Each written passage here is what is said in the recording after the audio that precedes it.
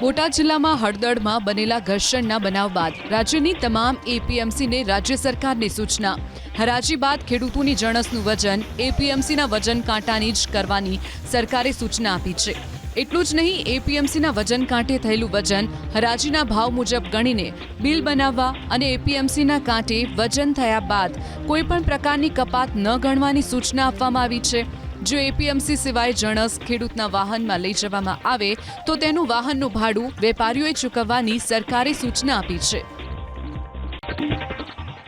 બોટાદ જિલ્લામાં હળદળમાં બનેલા ઘર્ષણના બનાવ બાદ રાજ્યની તમામ એપીએમસીને રાજ્ય સરકારની સૂચના। હરાજી બાદ ખેડૂતોની જણસનું વજન એપીએમસીના વજન કાંટાની જ કરવાની સરકારે સૂચના આપી છે।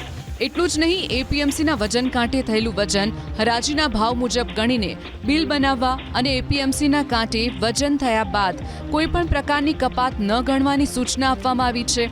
જો એપીએમસી સિવાય જણસ ખેડૂતના વાહનમાં લઈ જવામાં આવે તો તેનું વાહનનું ભાડું વેપારીઓએ ચૂકવવાની સરકારે સૂચના આપી છે।